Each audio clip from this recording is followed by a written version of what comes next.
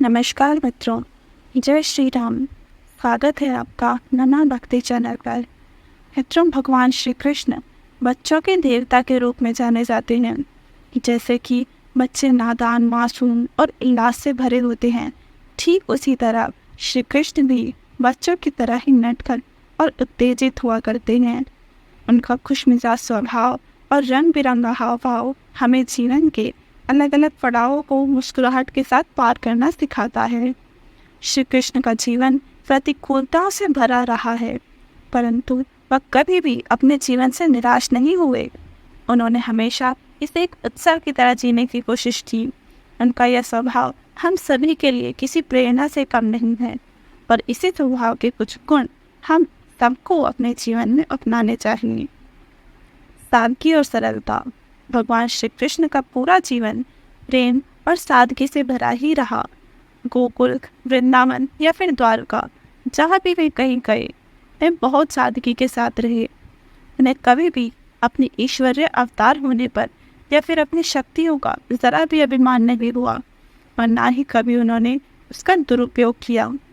फाना के इस गुण को आधुनिक जीवन में अपनाने की बहुत ज़रूरत है, ताकि सुख सुविधाओं को भोगते हुए भी हम सब दिखावे से दूर रहें और हमारे भीतर किसी भी प्रकार का अभिमान जन्म ना ले।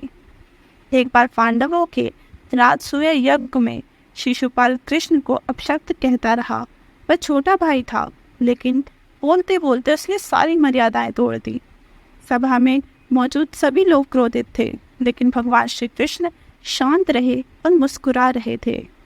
एक बार कृष्ण शांति दूत बनकर दुर्योधन के पास गए तो उन्होंने कृष्ण का बहुत अपमान किया, फिर भी कृष्ण शांत रहे। इसलिए अगर हमारा दिमाग स्थिर है और मन शांत है, तभी हम कोई निर्णय ले पाते हैं, क्योंकि क्रोध में हमेशा नुकसान ही होता है। अच्छे दोस्त बने। कृष्ण और सुदामा की मित्रता को आखिर कौन ही भूल सकता है। कृष्ण अपने बचपन से ही सुदामा से एक अटूट प्रेम करते रहे हैं। उन्होंने अपना पूरा जीवन सुदामा के साथ ही बिताया। हालांकि कुछ वर्षों बाद उन्हें नियति ने अलग होने पर मजबूर कर दिया। वहीं कई वर्षों बाद कृष्ण सुदामा से मिले तो सुदामा की पत्नी ने उन्हें उपहार के रूप में चिवड़ा यानी कि पिटा हुआ चावल दिया। कृष्ण के लिए यही सबसे कीमती तोहफा था। आधुनिक दुनिया में रिश्तों ने अपनी गहराई, अर्थ को पकड़ रखा ही नहीं, जैसे कहीं खो दिया। यदि हम सभी में कृष्ण का यह गुण आ जाता है तो हम सार्थक संबंध बनाने के योग्य हो जाते हैं। श्रेय लेने से बचें। भगवान श्री कृष्ण ने दुनियाओं के कई राजाओं को हराया, लेकिन कभी किसी राजा का सिंहासन नहीं छीना।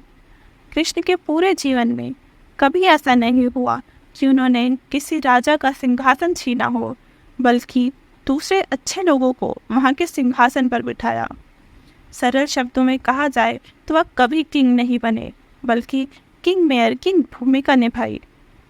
भगवान श्री कृष्ण ने पूरा युद्ध कूटनीति से लड़ा, पांडवों को सलाह देते रहे, लेकिन जीतने का श्रेय अर्जुन और भीम को दिया। सही मार्गदर्शन। श्री कृष्ण ने हमेशा सही मार्ग पर चलने की प्रेरणा दी और आज तक देते आ रहे हैं। उन्होंने महाभारत के समय गीता के उपदेश दिए, जैसे कर्म करते जाओ, फल की इच्छा मत करो, धर्म की रक्षा के लिए अपनों के विरुद्ध भी खड़े हो जाओ। उन्होंने ऐसे और भी कई उपदेश अर्जुन को दिए और सारथी बनकर पूरे युद्ध में अर्जुन और पांडवों का साथ दिया। जब भी अर्जुन व्याकुल हुए, उनका सही मार्गदर्शन किया। तनाव और दबाव में ही श्रेष्ठ ज्ञान बाहर आता है। कुरुक्षेत्र के मैदान में जब दुश्मनों की सेना युद्ध के लिए तैयार थी, तब श्री कृष्ण ने अर्जुन को जो भी ज्ञान दिया, वो दुनिया का श्रेष्ठ ज्ञान माना जाता है। गीता की उत्पत्ति युद्ध के मैदान में हुई थी। जीवन की अच्छी बातें तनाव और दबाव में ही होती हैं। अगर आप दिमाग को शांत रखने की कोशिश करेंगे तो कठिन समय में भी आप अच्छा परिणाम पा सकेंगे। यदि वीडियो पसंद आई हो, जानकारी लाभपूर्ण लगी हो, तो कृपया इसे ज़्यादा से ज़्यादा शेयर करें। वीडियो को लाइक, कमेंट, शेयर तथा चैनल को सब्सक्राइब अवश्य करके जाएं। मित्रों, आपका एक लाइक और एक शेयर हमें बहुत मोटिवेशन देता है, पर अभी हमारा चैनल बहुत बहुत छोटा है। आप लोगों के सहयोग से ही हम आगे बढ़ेंगे। लाइक, कमेंट, शेयर, सब्सक्राइब सब फ्री है, तो कृपया करके जाएं। आपका दिन शुभ हो। जय श्री राम।